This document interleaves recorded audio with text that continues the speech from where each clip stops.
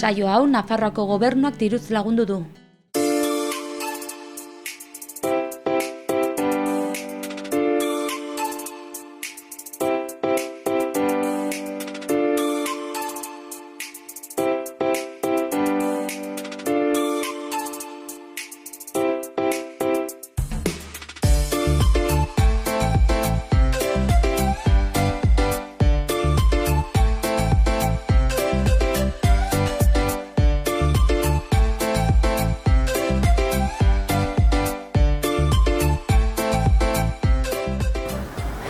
Gaurkoan, Lintza aterpetxera hurbildu gara.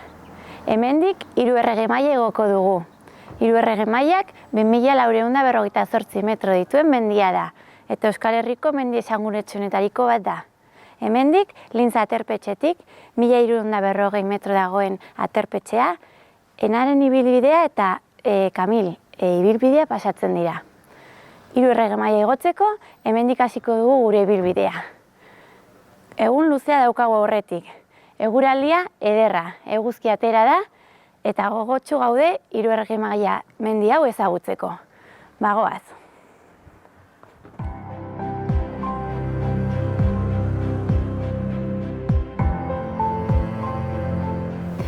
Hiru errege maila Euskal Herriko mendirik garaiena da. 2428 metro dauzka, eta Euskal Herria Bearno eta Aragoi artean muga egiten du, Pirinioetan kokaturik. Gure abia puntua Lintzako aterpetxetik izango da. 8 orduko joan etorria eginez, eta guztira 16 kilometro osatuz, 1200 metroko desnibel positiboarekin. Itzai gabeko landa luzea daukago aurretik, gorabehera ugari dituena, eta tontorrera heltzeko harri multzo handien barna eskuen laguntza ere beharrezkoa izango duguna. 3 errege maila Euskal Herriko mendi esanguratsuenetariko bat da, eta horregatik, ibilbide honetan zehar euskaldunekin elkartzea ohikoena izaten dela esan dezakegu. Tontorretik ikuspegi zoragarriak ditugu, Ani, Petretxema edo Atxerito mendia. Baita Aragoi ingurua murgiltzen diren beste hainbat tontorretara ere. Dudarik gabe, naiz eta ibilbide luzea izan, Pirinio sakonean sartzeko aukera paregabea da 3 errege maila. Aterpetxetik metro batzuetara zutabe hau daukagu. Zutabe honek gerre guztiak markatzen dizkigu. Guk, Hoia dela Solana, markatzen duena jarraituko dugu momentuz. Bagoaz.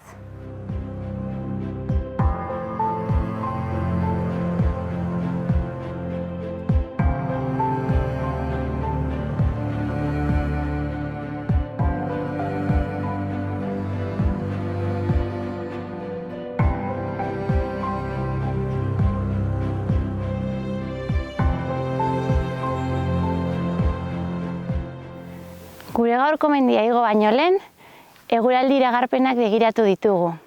Gaurko eguna, izugarrizkoa izango da, eguzki egongo da egun osoan zehar. Gogoratu, kobertura gabe bagaude, aterpetxetan ere informazioa ere eskatu daitekela. Eguraldi honekin eta ura motxilan sartuta, bagoaz.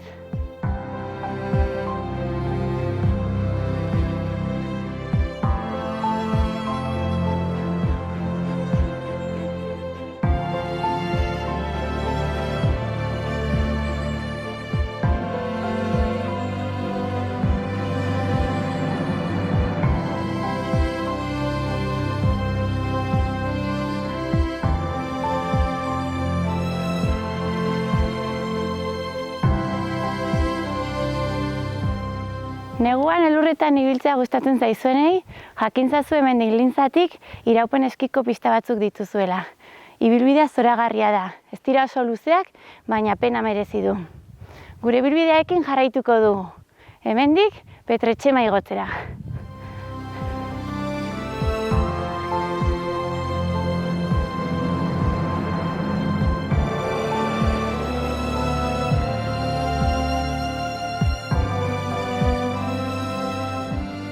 Hiru errege maila tontorra igotzeko, lehenik eta behin Lintzako lepotik pasatu behar gara.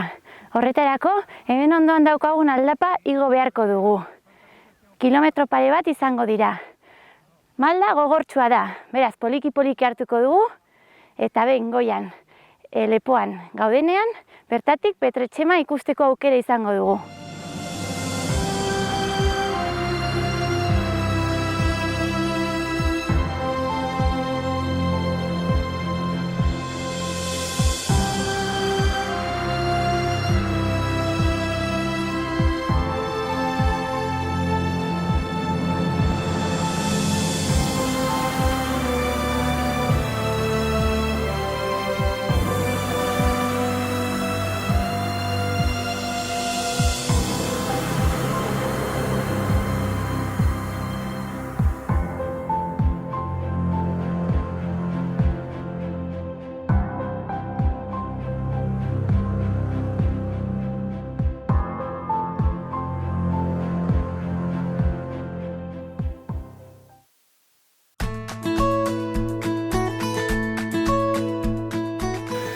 Egunon, gaur, Erraunkarireko bailarara etorri gara.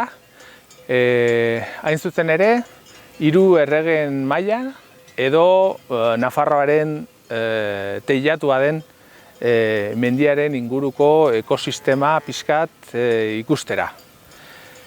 Saio hontan, egun ikaragarri polita atera zaigu eta espero dugu gustatzea. Aurrera egingo dugu. Ongi etorriak.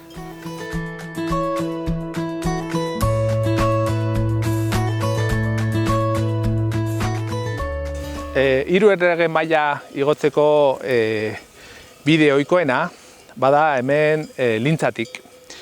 Hementxe aterpearen inguruan ekosistema nagusia, beheko partean, ohiko larreak dira. Badakate haien lana, ze udaberri eta udako garaietan gure belarjale ohikoen ekosistema nagusia da.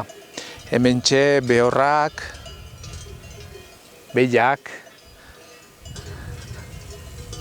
belarra proteina bihurtzen ari die, eta dakagun eguraldi politarekin, hau izango da, gure abia puntua goiko larreetara lana egiteko paisaia edo. Ea enarak zer sortea duen igoera honetan.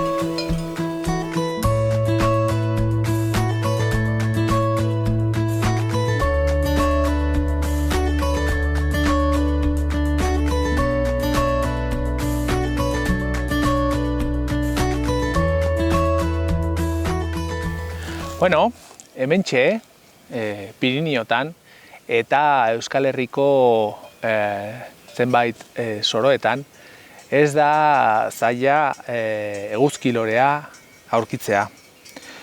Hemen badakagu ale bat eta inguruan beste batzu ditugu eta euskaldunontzat mistizismo handia eta gure baserrietako ateetan paratzen dugun landarea eta oso esanguratsua da guretzat, ze, espiritu txarrak eta sorte txarra eta, olako babestasuna ematen digute gure etxeetarako, ez.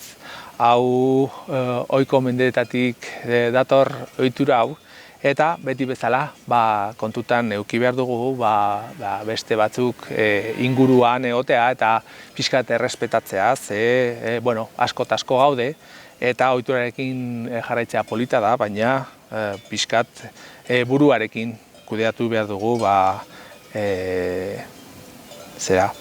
espezie hauen bilkera eta.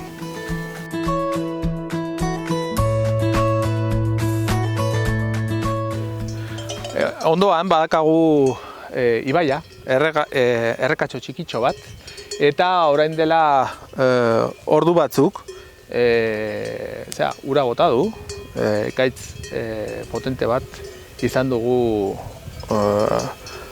disfrutatzeko, Eta alere, fijatzen bazarete, naiz eta Pirinioetan izan, ibaia lehorra dago. Lehorra dago, bai ala ez, segurazki ezetz. Segurazki, akuiferoa edo ur korrontea urazpitik joango da. Hau askotan gertatu egiten da, batez ere, geologikoki zoruan pixkat kararriak dominatzen denean. Hoxe, asko zulatzen da zorua, uraren bidez, urtu egiten da harria eta askotan zulo horiek suertatzen du ibaia han eta hemen desagertu izatea, baina ur korrontea edo ur korronte mari horrek bertan egotea ez. Bueno, askotan gertatzen da, eta ez da ingurumen aldaketaren ondorioa, baizik eta segurazki ez duela ur askorik bota, eta gainera segurazki azpitikan joan egingo dela ura. Beraz, segurazki horrela jarraituko du eta horrela dator urtean zehar.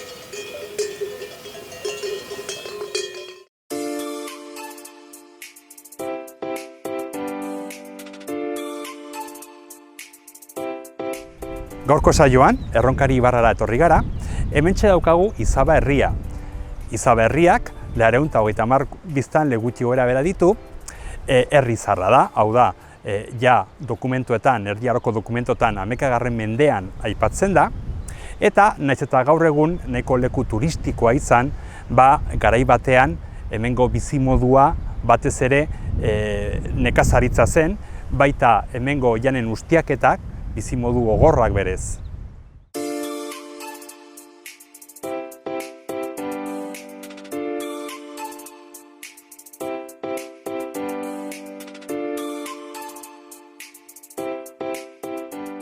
Herriaren sarreran, parkina ondoan, aurkitzen dugu trikuarri bat, trikuarri hau erreproduzio bat da.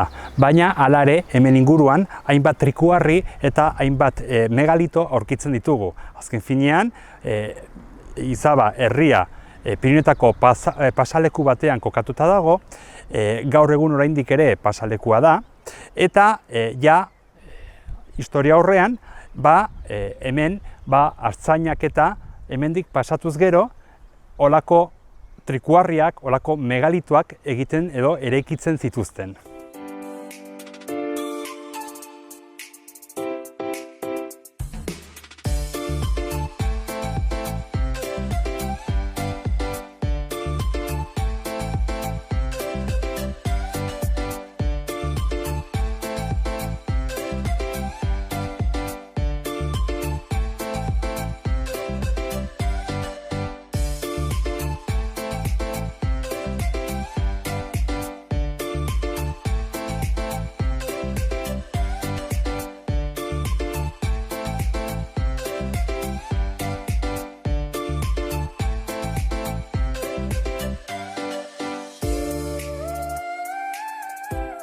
Oraintxe bertan, Izabako elizaren aintzinean gaude, hemen daukagu San Zipriano eliza, eta 15. mendeko eraikin hau, gotorleku edo gazteluaren antza dauka.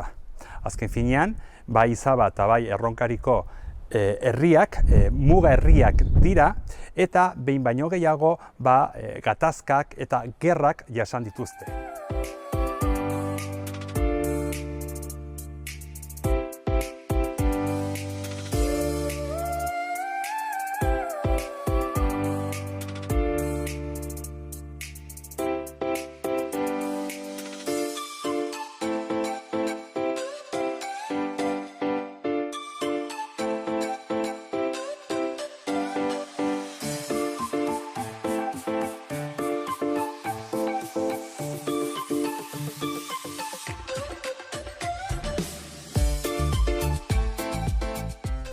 Historian zehar, kontutan izan garai bateko neguak, gaur egungo neguak, baina haize gogorragoak zirela eta, hemengo jendea, hemengo artzainak bardetara eramaten zituzten beren ardiak, baita almadieroak, egurrak, ibaiatik zehar, Aragoi aldera joaten ziren, eta emakumeak berriz muga gurutzatu eta espartinak egitera joaten ziren Sibero aldera.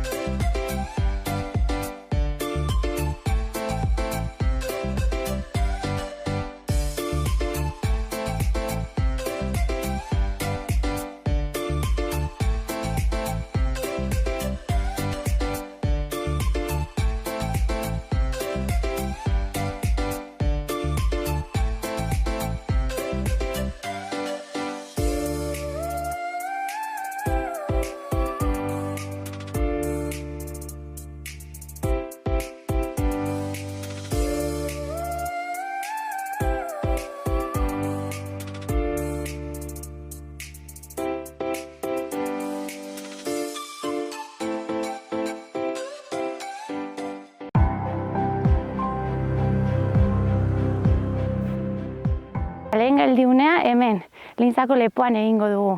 Hemendik Petrotxema ikusi dezakegu eta atzean eskuineko partean 3 errege maila. Gure bidea eskuineko partetik izango da. Hemen 4. kilometroan gaude. Desnibela positiboa nahikoa izan da, baina oraindik luzetxo geratzen zaigu 3 errege maila arte. Distantzia luzea eta desnibel positibo handia oraindik. Besterik gabe, gure bidearekin jarraituko dugu. Eguna gurekin dago, eguzkia dizdiratsu. Beraz, bagoaz.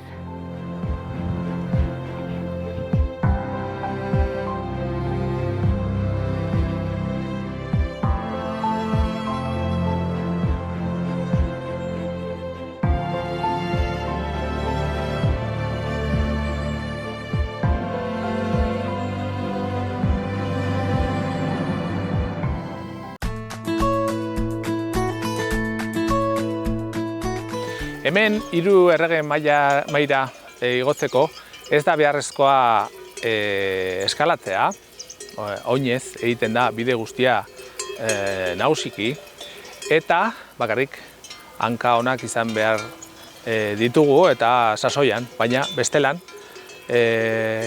bestaldetik Nafarroan eskalatzeko ohitura handia dago eta zenbait eskola ditugu, eta hementxe Pirineoetan ere posible da jarduera hori aurrera ematea. Hementxe dakagu pareta txiki bat, ekipatuta dagoenean esaten dugu pixka badituela haren hiltzeak soka hortikan pasatzeko. Eta azken aldi hauetan izan ditugu zenbait prentxan eta holan naturaren konserbazioan eta eskalaren pixkat talka egin dutela eremu batzuetan. Funtsezkoa da bai gure administrazioa eta federazioak eta elkartzea, eta guztion artean pixkat naturaren konserbazioa eta hirugarrenkortasun hori pixkat kirolarekin bat egitea, ez? Eskalatzaileei natura sekula ikaragarri gustatzen zaie, eta seguro ez dutela nahi oran talka egitea naturarekin, ez? Orduan funtsezkoa da jakitea espezie sensible horiek bertan dauden eta pixkat adostea zenolako eremuetan posiblea eta ez den posiblea pixkat kirolarekin jarraitua alizateko eta bioaniztasuna alik eta hobekien jarraitzeko, ez? Nik uste hitz egiten ulertzen dela jendea eta zergatik ez ongi kudeatzen posible izango da.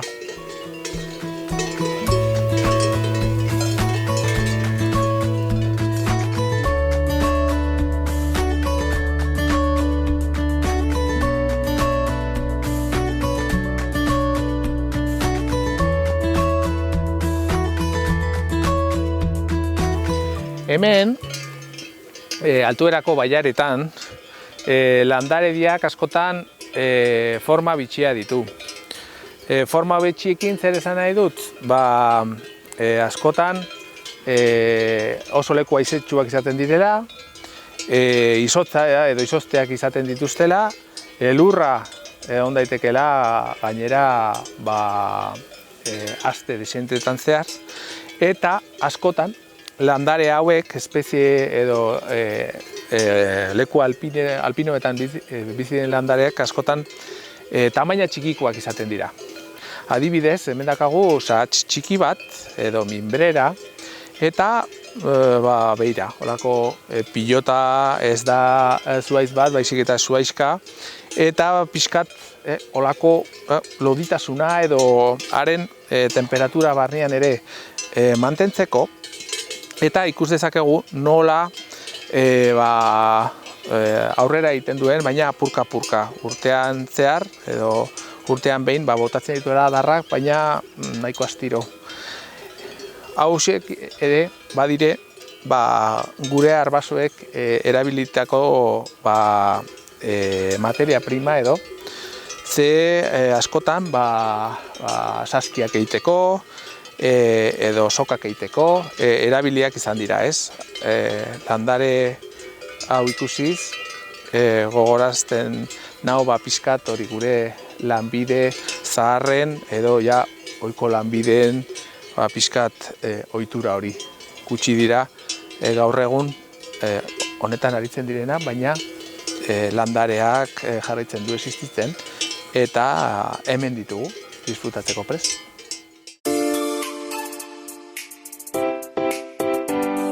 Hementxe dugu, Amaia Saldia, egunon? Egunon. Zuk Otsagabian edo Otsagin sortu zara, baita hemen bizi zara, baina baita hemengo inguruko mendi guztiak edo gehienak aski ongi ezagutzen dituzu, ezta? Gehienak bai, erranen nuke, bai. Adibidez, hemendik oso gertu, ja Erronka Ibarran, aurkitzen ditugu hainbat mendi, horietako bat izanen zen Nafarroko altuena, hau da, 3 erregen maila. Eta orduan, zuk ere, seguro hori ezagutzen duzula. Bai, hainbertetan, igo izan dut, baldintza oso ezberdinetan gainera, gustatzen zait elurretan ibiltzea, orduan, neguan egitea gustatzen zait, baina urtero nik uste joatin zaten garela udan edo udazkenean, beste behin igotzera, bai. Mendi polita eta gogorra, haunitzetan, ze beroa eta ematen duenean ez du zuhaitzik inguruan, oso harritxua da, baino badu bere xarma, eta biztak da izugarri gustatzen zaizkit. Eta gainera baita hor daukagu Xabierko gazteluaren maketa. Bai, ez dakigu ez ongi, edo nik behintzat ez dut ezagutzen, horren historia, baino bai, hortxe dago. Bai. Zenbat metro ditu, 3 erregen maila? 2440 inguru, ez dakitze aski, baino, bai, eta, koskorra, eta, erran dudana nahiko aukera ezberdinak emate ditu, udan igotzekotan, bide nahiko harritxua eta malkartsua, eta neguan niri bereziki asko gustatzen zait, elurrakin egitea, lauagoa da, eta askotan igual erresago egin daiteke, eta bai. Orain dela gutxi arte, hemen bizitza nahiko gogorra zen, hemengo neguak gaur egun baino aize gogorrak ere ziren, elurteak, eta baita hemengo jendea nolait ere behartuta zegoen lan egiteko edo kanpora atratzera.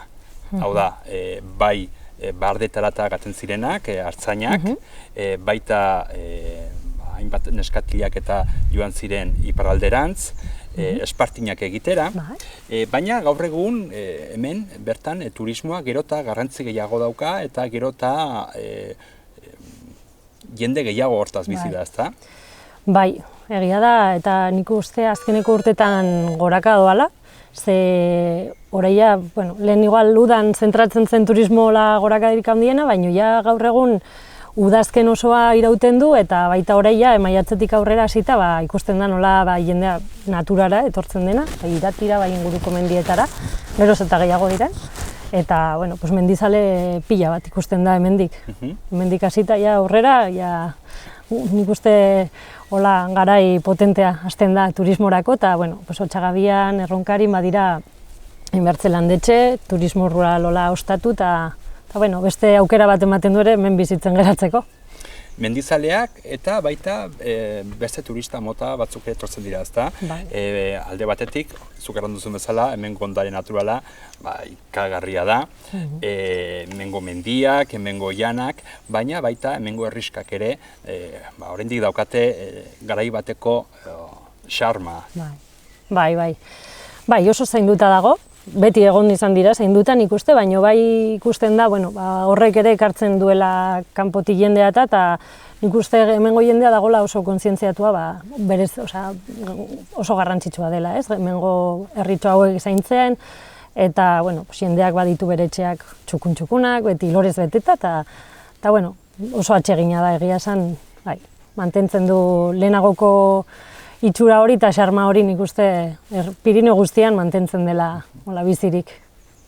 Hala ere, oraindik gaztiak pixka bat behartutak daude hemendik ateratzera, ezta? Bai. Bai ikastera edo bai lan egitera, zu adibidez irakaslea zara. Eta orduan Iruñan ikasita ondoren, orduan irakasle bezala lan egiten duzu, baina ez hemen baizik eta hainbat lekuetan ere egon zara. Bai. Irakasle gehienak bezala. Hoixe, bai. Pena da, hemengo aurro asko ez direla, herri hauetan, eta ondorioz plaza honitzik ere ez ateratzen hemen, eskolak badira, gehienak daude elkartuta, Ronkariko eskola, Otsagabian bada eskola ere Baiara guztikoak.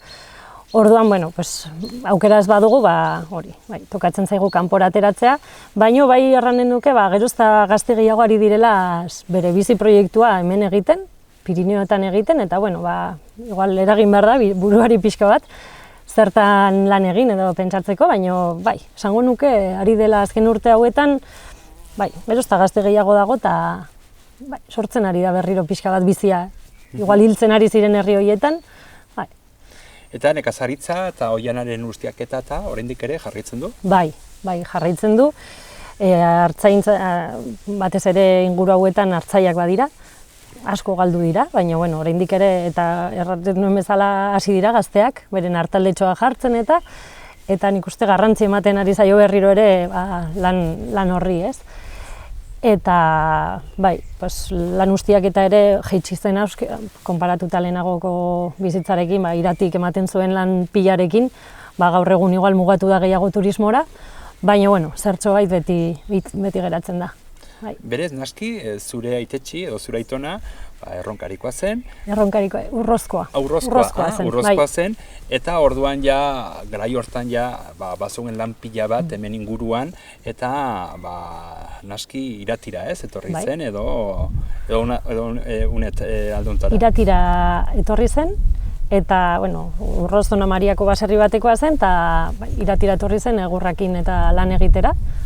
Eta han ezagutu zuen nire amatxi, bertan lan egiten zula zerbitzari moduan, eta han ezagutu ziren, eta hemen geratu zen Otsagabian bizitzen, hemen ikasi zuen erdara, ezakina ez da hitz bat ere, eta, Gainera, nekazaritza ezinbestekoa izanen da, hemengo mendiak eta ez besteko bakarrik, baizik eta ere baita mantentzeko, edo garbi egoteko. Honitzetan erraten dugu, ez? Hemengo paisai hauek nola aldatuko ziren nekazaririk eta beltzainik ez balego. Eta, sortea dugu, gazte batzuk eta hartu dutela pixkat beren familiaren ondorengo hori, eta, oraingoz, behintzat gozatzen aldugula olako paisaia, eta zelaietaz batez ere. Hau inguruan zelai pila dago, zainduta, eta hori beraiei esker izaten da. Eta baita, mendi bilbideen aldetik, hemendik baitugu hainbat mendi bilbide, bai jerreak, jerre Ameka, jerre Amabia, eta baita hiru erregen maila jakinta zenolako ospea daukan, badaude ibilbide bat, baino gehiago, gonatz joateko, ezta? Bai, toki ezberdinetatik igotzen da, eta nik uste gaur egun gainera gustatzen zaigula, olako ez beti bide berdinetik egitea, baizik eta, probatzea eta toki ezberdinak edo alde ezberdinetatik igotzea. Gero handik ere, Leskun aldetik eta ere badira ibilbide polita gauza bere egiteko, eta modu batez edo, mugarik... Azken finean, hiru erregen maila hori nahi du, ez? Hor da, alde batetik, Euskal Herriko mendi altuena, baina kontutan izan behar dugu, baita hor hiru muga edo elkartzen direla, Aragoiko mendi bat da, eta baita ere, iparraldetik aukerak badaude horretik gotzeko. Gogorrak, kriston desnibela da, bertatik, baina, bada polita ere eta sortea dugu, hemendik, nahiko gertu geratzen zaizkigulako ibilbideak eta, baloratu beharra da. Jendea etortzen da ez dakit nondik, olako ibilbideak egitera eta, hori, baloratu behar dugu, hemendik ordu erditxo batetara dugula eta kriston sortea da olako Pirineoetan sartuak egotea hori. Ordu erditako bidai batekin. Eta mendigoizaleak bertakoak dira, baita ere Nafarrak, Euskal Herrikoak, baina naski baita kanpoko hainbat jendere etortzen da, ezta? Bai. Jende euskaldun asko ikusten dira, Nafar asko, baita ere, baina kanpoko jende pila bat etortzen da uda berrian eta udazkenean, ikaragarri. Ez dakit hainbertze olako mendi tontor altuak egitera, edo igual gehiago ibilbide txikiagoak, edo irati pase ikustera, Belagoa, Larrako kras hori ere arraspoi egite da, eta berezia. Orduan, Berez gainera, hemengo mendietan eta eitzen zatenak, gero ja, berala jotzen zate ja Alpeseko mendiak eta ezagutzera, eta baita batzuk ja Andesak edo Himalaia, eta bar. Bai, gu Himalaian ibili ginen dela 2 urte. Eta bai, da beste dimentsio bat. Bai, zorte handia dugu hau izatea, eta guretako mendian, aritzea normala da, baina hangoa da beste ikaragarria. Beste dimentsio bat, baina, bueno. Ja, entrenamendua ja hemen daukazue. Bai, hori nabari da, Bai, gu handik ibiltzen egin erraten, bueno, ez dago olako aldea, ze egia dango han ezin dela, olako desnibela handiak egin egun batean, ze hori, oso altu zaude, orduan oso garrantzitsua da, pixkanaka egitea igoera. Bai, ez, gorputza egiteko, eta bai, altura hori oso arriskutsua da. Orduan hortaz erraten genuen, askotan hemen egiten ditugun ibilaldi hauek eize gogorragoak dira. Eta egin izan ditugun hitzalditxoak eta gero, jendeak ez ikusten gaitu, zuek Himalaian, eta hemen nik uste eize gogorragoak direla. Bai, nozbait erran haute, hori ez, alturaren gaitza, gainera arriskutsua dena, gainera emboliak eta bat baino gehiago hor bertan gelditu da. Eta berriz, ja hemendik aten den jendea, pixka bat ja ohituratuta dago, eta ez dute olako gaitza hau hainbertzen nabaritzen. Zaindu behar da, honitze, hori, batzutan igual ez duzu nabaritzen, ze prest zaude eta fisikoki ongi baldin bazoaz, errez egiten da, baina kontu handi izan behar dut, ja beste gauza bat ari gara hitz egiten, eta ja metro batzutatik goiti, ja igual du nola zauden prestatua, ze hori, edo zein itokatzen altzaio, eta adibidez bertako serpa batekin joan ginen, eta eskertu genuen pila bat, ze berak jartzen zigun frenoa, ratu guztian, ze bestela, batek pasatuko genuke gaizki. Bai, eta gaina zen ordainuko. Aixe. Baina merezi du ere. Eta gero ere ona etorri eta baloratzeko ze sortea dugun, baita ere ongi dago. Mila esker, Amaia. Zuei.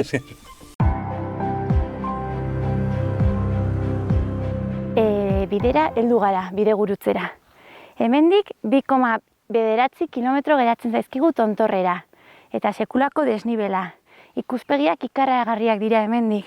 Orain, harri tarte bat pasatuko dugu, eta hortik tontorrera abiatuko gara.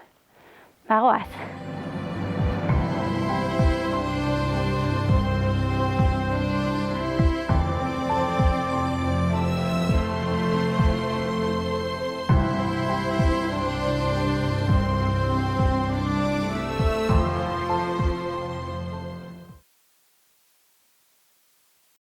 Itzen gara. Hementxe bidegurutze bat dago. Kontuz ibili behar gara. Hemen badirudi bideak zuzen jarraitzen duelako. Eta bidegurutze txiki bat dago itoen bitartez markatutak. Itoa jarraitu behar dugu harriko eskorren bidea hartuz. Eta hemendik tontorrera bideratuz. Bagoaz.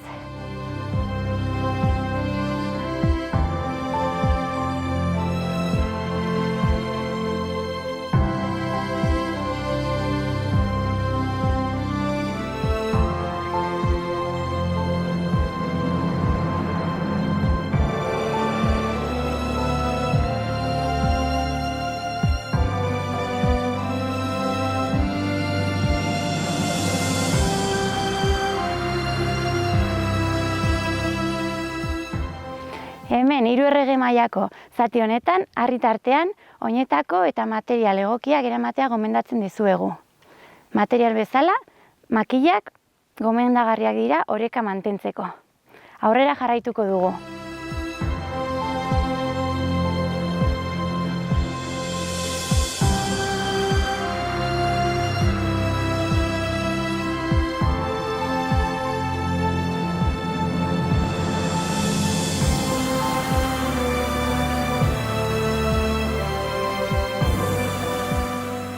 Hiru errege maila bidean gaude, eta hemen gure atzean sakonune txiki horretan Petrotxema daukagu. Hori beste helburu bat izango da. Gaurkoa, 3 errege maila. Azken txanpa geratzen zaigu, kilometro terdi aurretik eta aldapa gogorra. Venga, gogotsu, ura edan eta aurrera.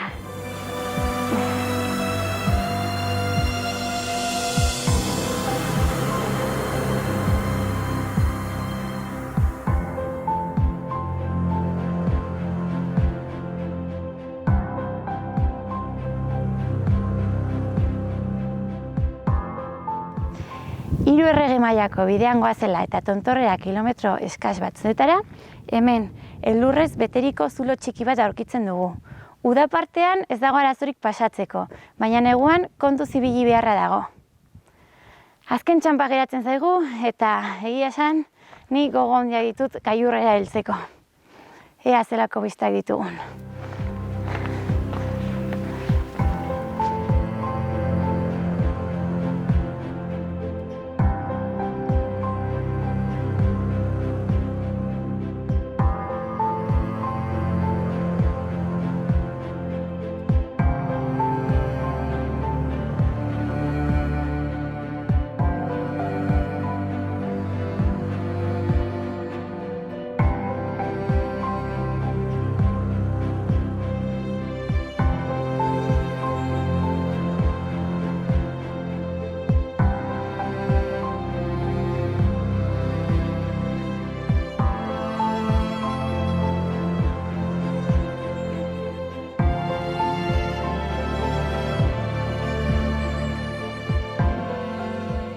Iritsi gara gure tontorrera, 3 errege mailara, 2248 metro dituena.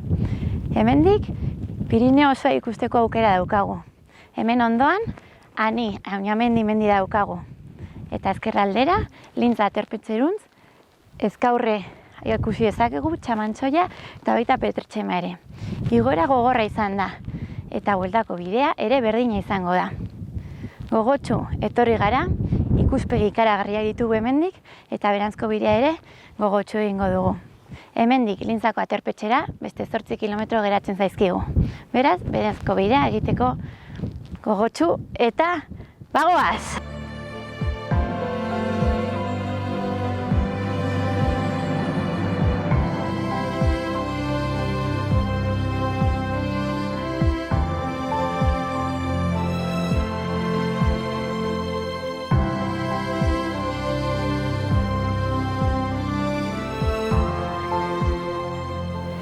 Gomendio pare bat emango dizuegu jaisterako orduan. Aldapa oso gogorra denean eta benuz begira jaistea beldur ematen digunean, besterik ez dugu, buelta eman, da poliki-poliki hankak ipini eta beruntz joan. Poliki-poliki, bai? Horrela, gorputzari eta gure buruari seguritatea emango diogu. Listo.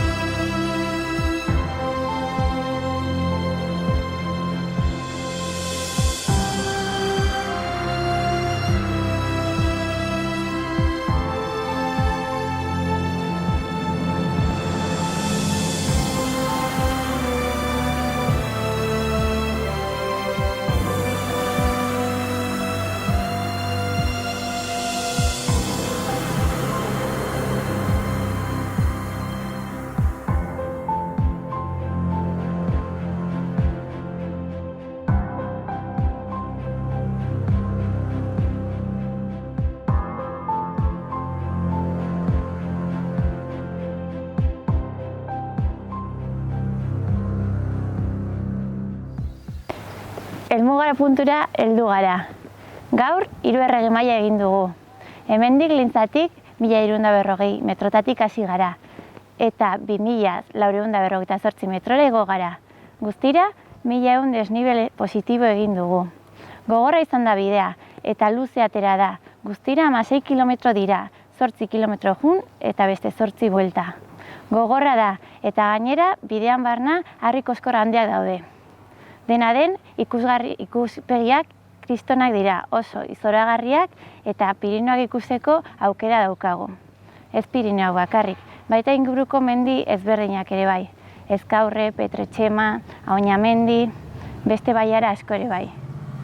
Guretzat, Euskal Herriko mendi esanguratsuenetariko bat da, eta zoragarritako bat. Beste batean elkartuko gara.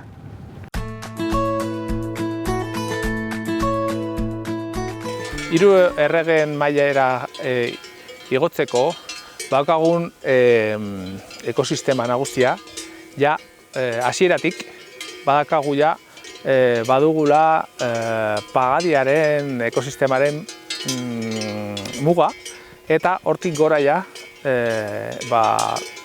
larreak aurkitzen ditugu. Goiko partean ere paisai karstikoa edo non kararria pixka tutxa agertzen den lekua. Zein espezie aurki ditzakegu hor? Batez ere landare alpinoak eta hegazti alpinoak. Agian hauntzak ere, baina batez ere hegazti txikitxoak. Mendietako txuntxunak, txoak eta hortikan pasatzen diren pixkat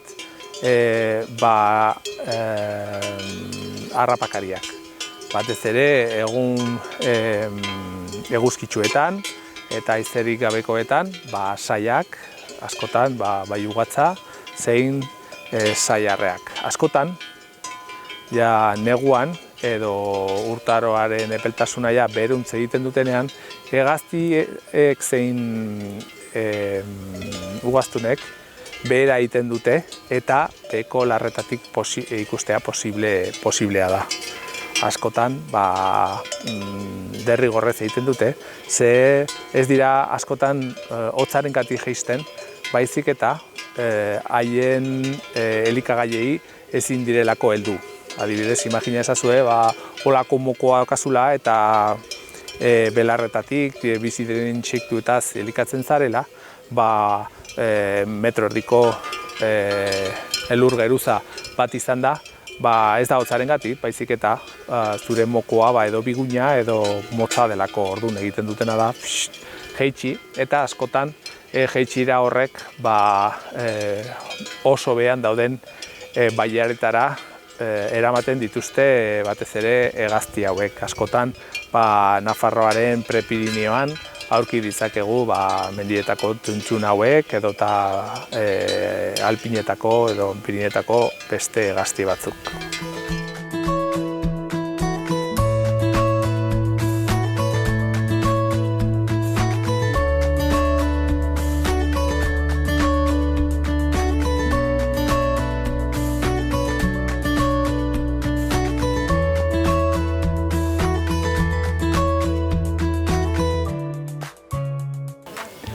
Bueno, hemen ikus dezakeguna da, bada kabi bat, eta gutxienez 3 txito ikusten dira, eta haitzenarak dira.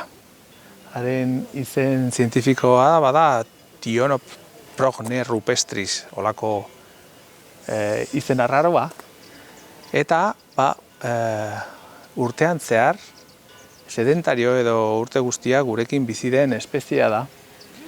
Haizenak esaten duen moduan, haitzenarek haitzen inguruan bizi dira, eta nola heldua etortzen den, ezberdintzatzeko enarak eta sorbeltzak, azpizuriak, haitzenarak eta batez ere bizkarra eta sabelaren kontrastearekin. Fijatu behar dugu askotan batzuk sabela txuria edo beltza, edo ipurdia txuria edo beltza, edo bizkarra beltza izaten ohi dute. Esan bezala, hauek beste enarek eta sorbeltzek ez bezala, urte osoa eman dezakete gurekin. Zergatik? Ikusi dugu Pirinioetako ekosistema badela haitzetakoa. Askotan, nahiz eta urtarrila izan, aski izaten da intsektu batzuek urtarrilan, eguzkitsu horietan, mugitzeko aukera izateko. Dakizuten moduan, intsektuek behar dute olako epeltasuna, haien odola edo haien bete beharrak izan alizateko, eta gure neguan ez dakate olako temperatura bataz bestekoa, orduan egiten dutena da, edo hil, edo desagertu, edo izkutatu. Baina, badaude arma txikitxo batzuk, eta enare hauek aprobetxatzen dute errekurso hori. Hementxe, beste ezaugarri bat izango litzateke, jakin dezakegula ze espezie okupatzen duen kabia, haren kabiaren formagatik. Ikus dezakezuen nola, olako pilotez osatuta dago, eta pilota bakoitzak bada gurasoen estarrian ekarritako lokatzezko edo buztinezko zati bat edo. Pentsa zenbat lana dakaten hori analizateko, eta formaren arabera jakin dezakegu, haitzen ara edo hementxe aterpea aukeratu dute haitz moduan, eta ja denbora gutxi kostatuko zaie hortikan egaz egiten ateratzeko. Gutxienez hiru eta bitu zelana duen intsektuak harrapatzen egaz eta justu orain beste genare arruntek haien bidaia hasi dute Hego Afrikaraino, baina hauek adaptatu egin dira guk ditugun egoera klimatikoarekin bizi ahal izateko.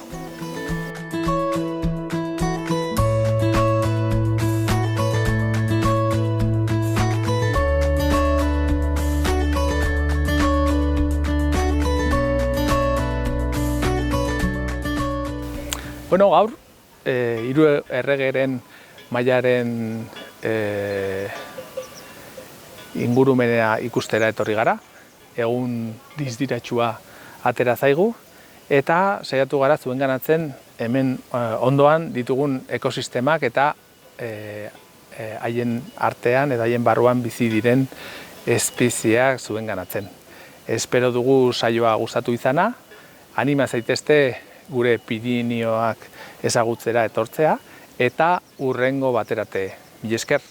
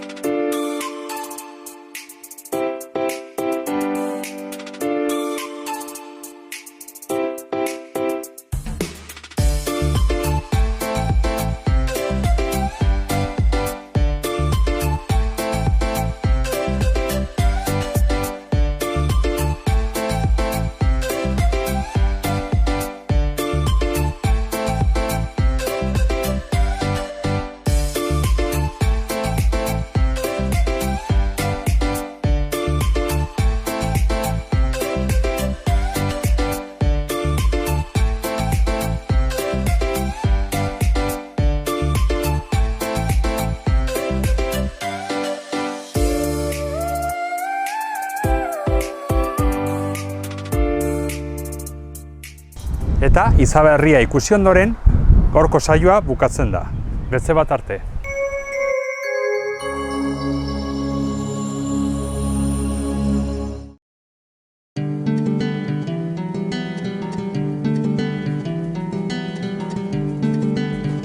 Saio hau Nafarroako Gobernuak diruz lagundu du.